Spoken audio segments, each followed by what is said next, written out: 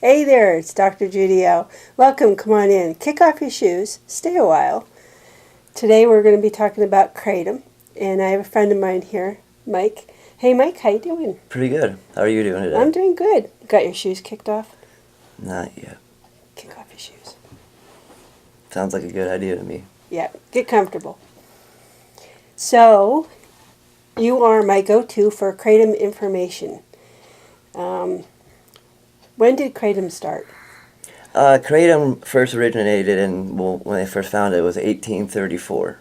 1834. 1834. And it was used in Malaysia, mainly for farmers. Farmers used it, they chewed on the leaf and the stem for energy and focus, give them uplifted antidepressant, effects. And so more production is more being production, done. yes. Yeah. Yes, correct. Oh, that's cool. Yep. And it was just kind of under the rug type, for centuries, basically. Until people started finding out more about it, and then was able, to crush it up and ingest it better, Well, here in the United States, it doesn't grow in the United States because it's tropical. So we wouldn't, back in those days, wouldn't have known anything about it because there was no cyber or anything back then. Right, no connection between, you're right. Yeah.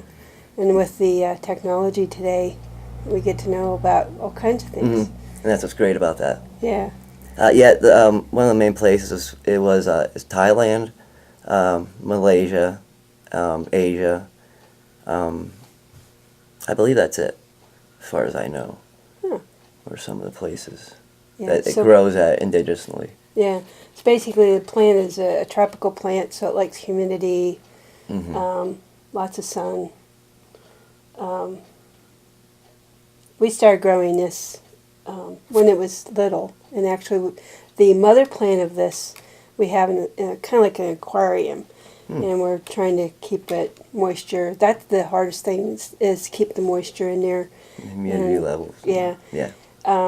And I'm glad I have my husband doing that because I do not have a green thumb. He has the green thumb, huh? He has the green thumb. If it's a cactus, and doesn't matter whether it's watered for a week or two, or maybe even 3. Right. Yeah, it doesn't really matter. But with Kratom, you have to be very, very careful in our area. Right, and he seems to be doing very well because that's a very beautiful plant. That's how you can tell the leaves are always like glossy,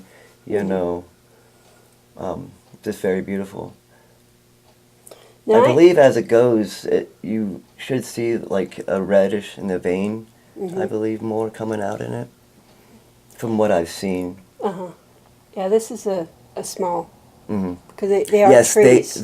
Yes, they are. They are tree. They grow very, very tall. I forget the exact height on that. Probably about 7. Yeah, I want to say almost up to 10 feet tall. Yeah, that's I think that's what I remember, because I was trying to figure out where we're going to put this. And they grew in like a forest of it would grow, and then in Malaysia they made it illegal, and so they tried to burn down all the crops and all the farmland and all that. Mainly due to big pharma. Yeah. Is what it came down to. Yeah, it's usually. Yes. Yeah. And that's why we're in the situations we're in right now with Kratom and trying to fight for that. Now you mentioned about the veins. There are several different color vein Kratom. Correct. And they all have their different phytonutrients that creates the wellness part of Kratom, like depression. Each one serves a different purpose, per se. You got your green Kratom, your white Kratoms, and your red Kratoms. And green basically gives you the energy, the focus. All of them give you a sense of euphoria, and they all have focusing properties in them. White is it's a little bit more low-key, has energy. It's for pain. A lot of people take that for pain. Now red, on the other hand, it does a lot for antidepressant, sleeping, restless leg syndrome. Let's see what else I have here. It's a sedation, like I said, to help you sleep.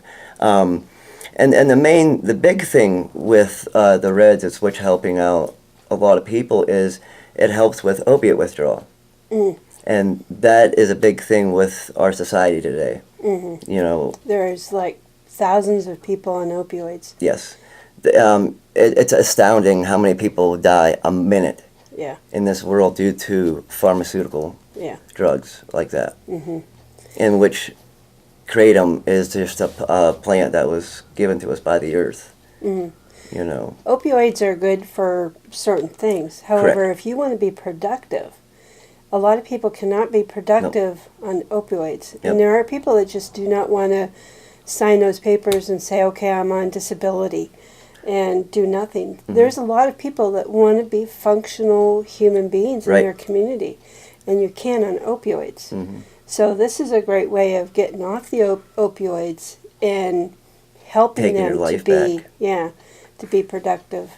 And I got my own testimony as far as that goes. I was in a car accident on August 21st, and I work, and I could not afford to take any time off, nor could I afford to be on any kind of narcotics with the work I do. So I took Kratom up to 3 times a day, and I'd wake up in so much pain. I'd take a little bit of Kratom, and all of that would go away. And I was able to go to work and keep supporting my family, because I'm the only one working in my family. Right. And I didn't have that kind of insurance to just take off work. Couldn't afford that. We have 5 kids, and that would put you in the poorhouse. It would put me in the poorhouse big time. Yep. So that's where I'm very thankful for Kratom. That's just one of the many things I'm thankful for it. Yeah. But that kept me going. And it does not affect me, I guess I could say. It does not affect me when it comes to motor skills or anything like that. As a matter of fact, when I'm working, I stay more focused. I get more creative with what I'm doing because my mind's not going everywhere. I'm staying focused on one thing. That's great. Yes, I'm glad you were able to survive that accident. Yes. That was a terrible accident. I have 3 cracked vertebrae in my back from the accident, and the first thing they said was, here's some drugs, basically, and prescriptions, And I took my first prescription, and they gave me a bunch of refills. Well, I just didn't want to do it. I didn't want to, I didn't want to be subjected to that. I didn't want to become an addict, per se. Might sound funny to some, but it does happen that way. So that's why, I just chose the Kratom route, and it was the best route I ever went.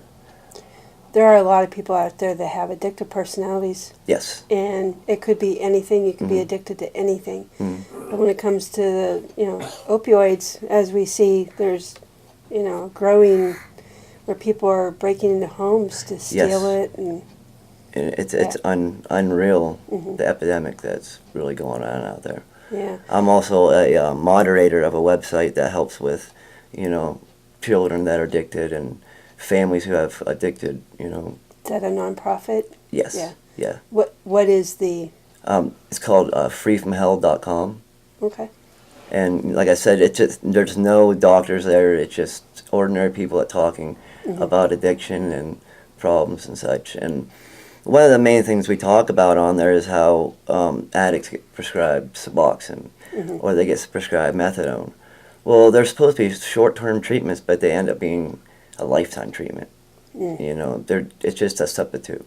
They're not getting off of it. They're not getting any better. So it's just replacing one drug with another drug. Exactly. So I've been introducing Kratom to a lot of people, and basically they said it's a godsend to them. They're not groggy, or they don't get the side effects from those drugs. They're not, going through withdrawals from, Kratom. After being on the Kratom a while and getting the withdrawals from the opiates out of their system, they're fine. one guy I talked to, was been an addict for over 20 years. Wow. And tried stopping numerous times, and just couldn't do it. Mm-hmm. Well, he did Kratom, because the main reason he couldn't get over it was the withdrawal. It was too much, just too intense. He could not do it. So he got on to Kratom, and it didn't take it all away. Mind you, it won't take it all away. But he said it reduced it by 75%, which was able to give him that up and go and power to get it. And now he's a good 4 years clean. That's good. Yeah. Did he explain when he was trying to get off some of the symptoms he was having? From the opioids? Yeah. Oh boy, vomiting, lots of vomiting, no sleep. Sleep is the number one thing. A lot of mind games was played. Going through his head. Could be due to no sleep. Restless legs. He explained it to me. People say that going through withdrawal is like the flu. Mm-hmm. He said it's nothing like that. He said you take the flu times 1,000 and times that by another 1,000. Wow. And that's what it feels like to be going through withdrawals. That'd be horrible. It's the most horrible thing. I've got to see it firsthand myself, and it's convulsing. Mm-hmm. It's just unreal. The person it's complete depression, and this ain't something that goes away in a day or 2 days. We're talking months. I mean, literally, I know of people that went through 2 months of nothing but withdrawals, a month of no sleep. Wow. It's really a horror story. To me, Yeah. it's a horror story. But with Kratom, that takes away a lot of that. It takes a lot of that away and gives them that will to keep going, to get up and get motivated. Because that's the main thing when you're going through withdrawals is, you don't want to do nothing. You want to lay around. You're depressed. You want to just cry. Mm-hmm. And with Kratom, it allows you to get up and get motivated and get that sunlight in you and the exercise your body needs and make you feel better. And Also, as the days go by, yeah. it's going down a little by little, your Right. withdrawal symptoms. And as you're walking, exercising, it's pushing that drug out of the system, Yes. trying to get it out. Yep. Yeah. The best way to do it. That's the best way to do it is to exercise, sweat it out. Those are the number one key things to do when you're going through something like that. Yeah, and it's horrible. A lot of times people don't want other people to know that they're going through this. Yes. And how do you hide that from people? It's very difficult. One lady I was talking to, and she was telling me about her friend. And whenever someone says, well, I'm here for my friend, I want to ask questions about my friend, know. part of me, I bet you were talking about her. Right. And it ended up that it was her after I talked with her and, talked to her about different things that she can do. And she gave me a hug and she thanked me for listening. And then she finally told me it was her that's going through that. And it is hard. It's difficult. Yeah. You don't want people to know what's going on. Right. Because you feel like you're not in control. Well, society has pointed, an addict to being that junkie. The no good person, which that is not the case. There is plenty of addicts. I personally know, I'm not allowed to mention any names or anything, but I've interacted with a lot of athletes, a lot of hockey players that we have talked about it, and it's just a bad thing, Yeah, instead of supporting them. Yeah. Yeah. Like my main thing I always tell people, instead of pointing that finger, why don't you turn that finger around, and give somebody a hug first. Yeah. Because that's why people are afraid to come out and get clean, is because of ridicule. And, they're afraid of what people are going to say. They don't want people to know. So that keeps them from not being clean because they don't know where to go to. It's hard to get that. And there really isn't that much availability out there, when it comes down to it, especially for low-income people. Right. You know what I mean? Yeah. That you can always go to the hospital. They'll take you in for a little bit there and then try to guide you Right. from there. But it's getting that step to get you to the hospital, And the average person, what do they know? What do they, where would they go? It's nice to have communities on the internet. Yes. Where you can, get online and say, hey, this is what I'm going through. What can I do? And there are people out there that's willing like you. Yes, like willing to free help. from hell. We Yeah. are 24 hours a day, 7 days a week. We don't stop. My phone goes off all the time. You know, every morning I wake up at about 4:30 every morning, and I interact until about 7 in the morning.